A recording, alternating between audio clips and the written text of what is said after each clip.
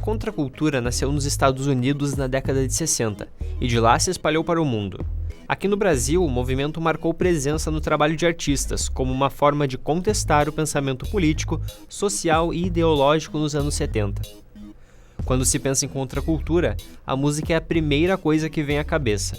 Mas para o doutor em filosofia Francisco Fianco, a definição do termo vai além. Quase todas as maneiras de manifestação culturais humanas foram radicalizadas e transformadas nesse período como uma forma de criticar e desconstruir as estruturas, inclusive estruturas de poder que existiam no movimento cultural imediatamente anterior. No Brasil ditatorial havia um comportamento bem definido, que deveria ser seguido por todos.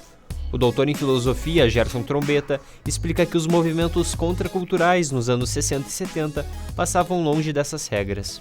A Tropicália, o movimento liderado pelo Raul Seixas, no rock a gente pode citar os Mutantes, movimentos que acontecem no Nordeste, um deles muito importante no Recife, através de Alceu Valença e Zé Ramalho. Mas a energia contracultural, ela permanece, assim. Hoje em dia é mais difícil identificar porque a contracultura ela tende à pulverização. A contracultura não é um movimento estruturado a partir de uma filosofia clara, a partir de parâmetros, de manifestos claros, mas é uma espécie de energia que acompanha a criatividade e que acompanha a história de qualquer coletividade, assim. Às vezes isso fica mais intenso, às vezes isso fica mais pulverizado. O impacto provocado pelas manifestações artísticas define se o movimento é contracultural ou não. O aluno Stefani Mas, que estuda a reação da sociedade às músicas dos anos 70 no Brasil. Mesmo tendo a ditadura militar, eram movimentos que cresciam, né?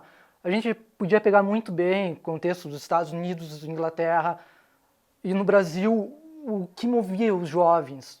Muitas coisas, letras com mensagens subliminares, né, falando contra a ditadura militar. A contracultura é alvo de polêmica, porque vai contra todo o pensamento já definido e aceito na sociedade. Uma sociedade mais repressiva, a contracultura tende a se intensificar.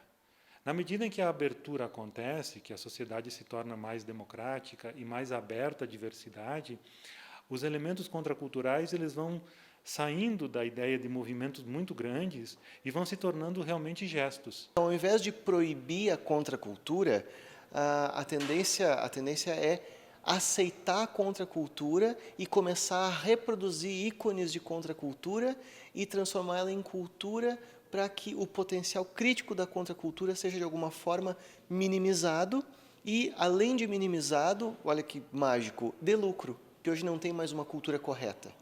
E se não tem uma correta, também não tem uma errada, que seria a contra.